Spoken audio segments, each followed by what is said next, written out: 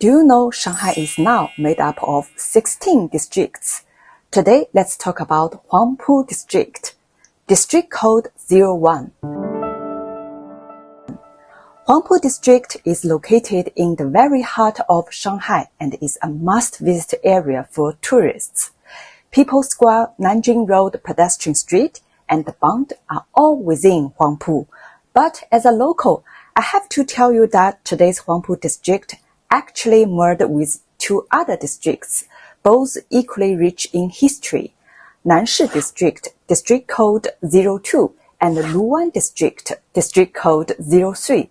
For example, the famous Yu Garden used to be in the former Nanshi District, while the fashionable Huaihai Road was part of the old Luwan District.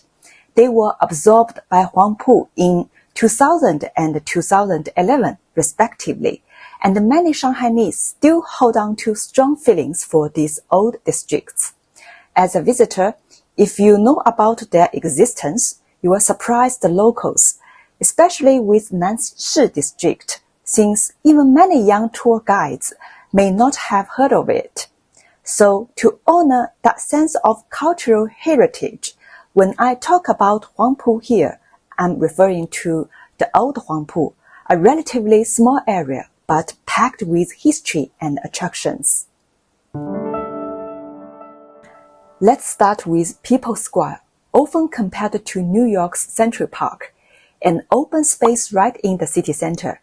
In the old days, this was a racecourse built by the British.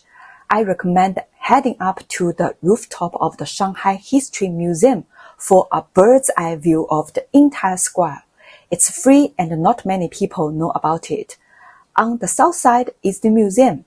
In the middle stands the City Hall, and to the north is what was once the tallest building in the Far East, the Park Hotel.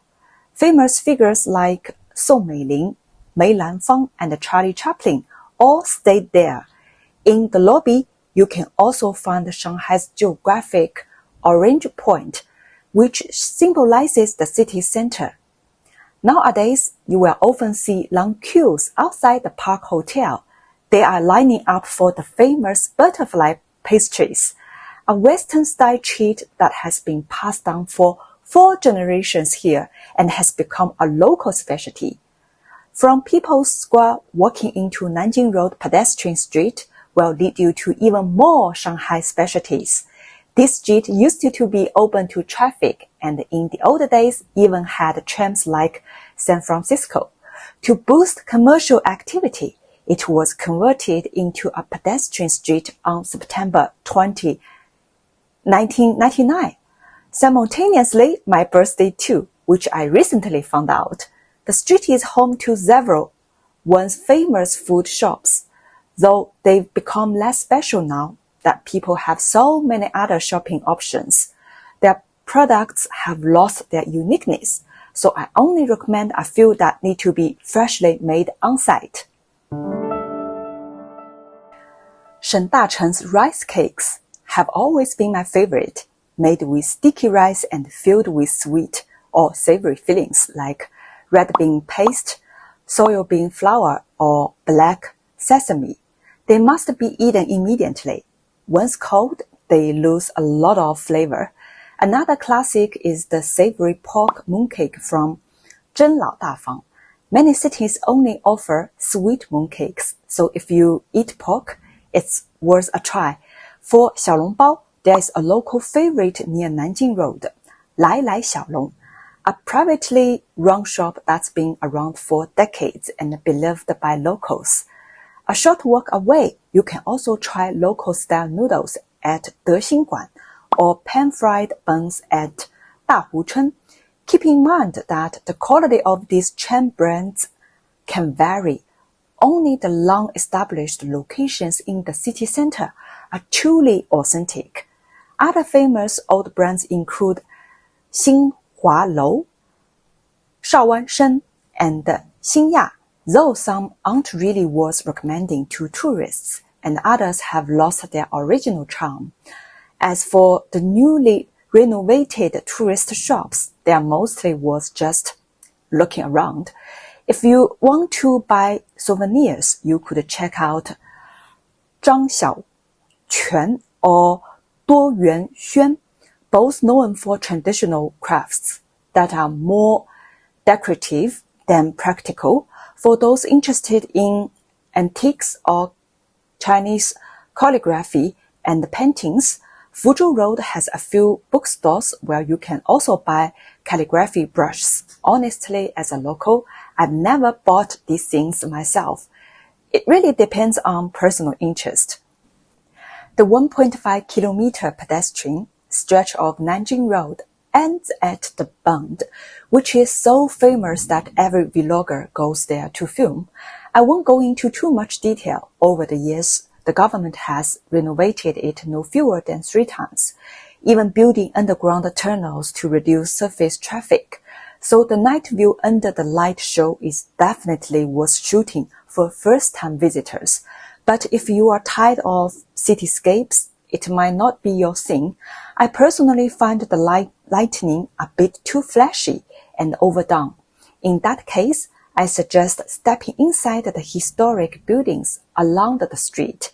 Most are open to the public and showcase masterpieces by European architects from a century ago. Seeing those Western-style domes here in the Far East really feels like traveling through time. For example, there is the Asia Building and the Waldorf Astoria Hotel, but if you visit just one, make it the headquarters of the Bank of Shanghai Pudong Development Bank. It has murals you can admire on your own and guided tours available. A short walk from the Bund takes you to Zhejiang Road, once known as Shanghai's Wall Street, where you can visit the East Asia Bank and see a century-old vault. Nearby, the Barocco-style Xincheng Hotel is another historic gem, completed in 1935 by the Samsung Group, one of the masterpieces of Jewish investment in Huangpu at the time. The most famous Samsung property is, of course, the north building of the Peace Hotel on Nanjing East Road, one of the Bund's landmark buildings. The old Huangpu district once held countless historic stories and was home to many residents. But with urban development, old houses have been demolished and large numbers of people have moved out. Today's new Huangpu is a commercial and upscale residential district, great for a visit but no longer suitable for living due to the high cost. You can easily get here by metro lines 1, 2, or 10. There are still some remaining old neighborhoods south of Suzhou Creek, but the living conditions are poor. They may be close to Nanjing Road in distance, yet feel far removed from its prosperity.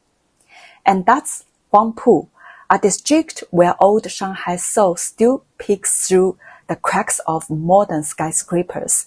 If you enjoyed this journey, remember to like, subscribe, and share. And let's keep exploring Shanghai together.